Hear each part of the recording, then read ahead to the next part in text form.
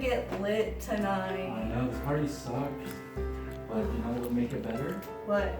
I have some acid if you want to try it. Why not? I've never done acid before. Ooh.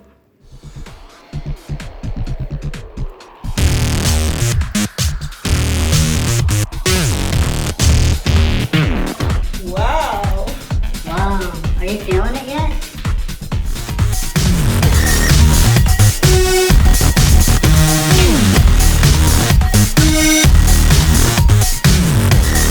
Whoa, that was so trippy.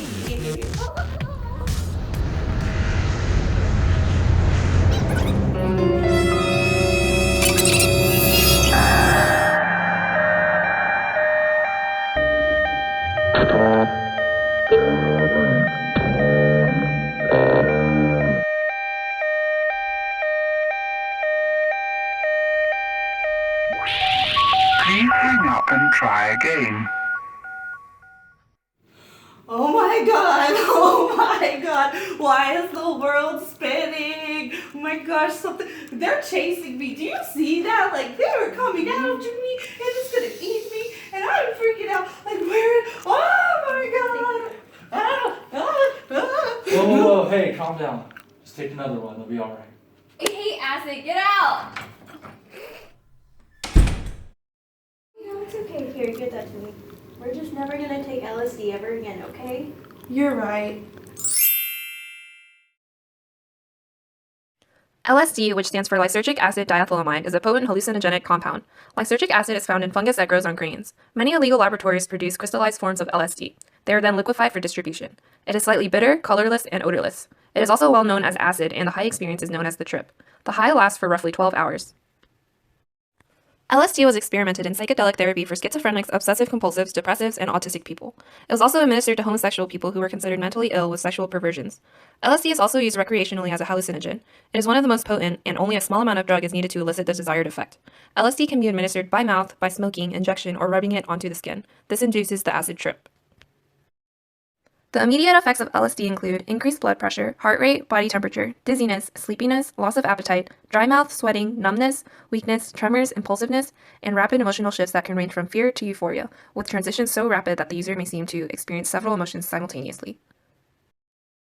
Overall, 2 long-term effects have been associated with use of classic hallucinogens, though occurrence of either is rare.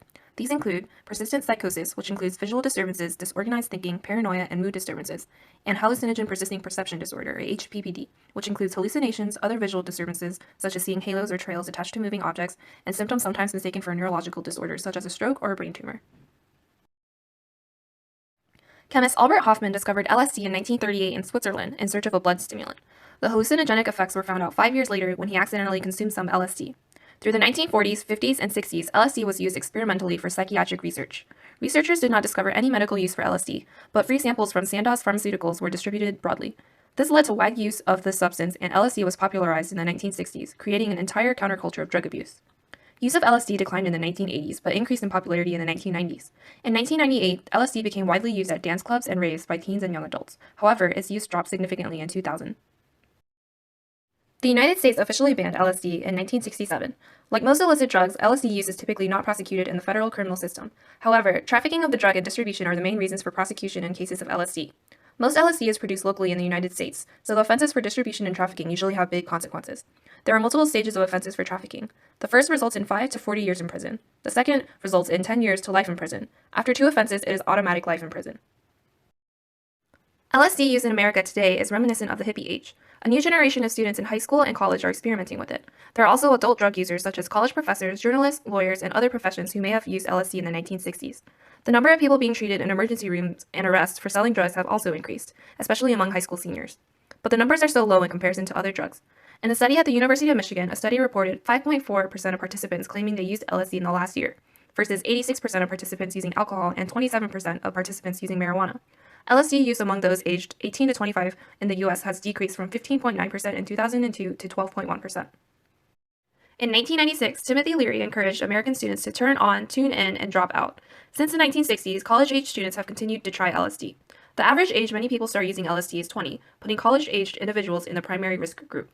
LSD use today is far less than that in the 1960s and 70s.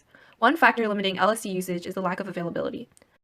LSD may be appealing to students under mental and financial stress looking for distraction. Other reasons for drug usage include peer pressure and a desire for an altered reality. LSD is also a popular choice amongst tech startup employees and young professionals as a productivity drug. Microdoses supposedly boost their output, happiness, and creativity. Forums online show young adults taking MDMA, marijuana, alcohol, and other drugs in combination with LSD.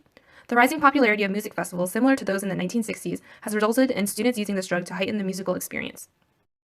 To summarize, LSD is a psychedelic drug known for its psychological effects. It is the most widely used hallucinogenic drug. Its effects are also unpredictable and can lead to mental health issues. It is important to realize that someone who is taking LSD needs help. Although there isn't much physical addiction, people who use LSD regularly can become mentally scarred.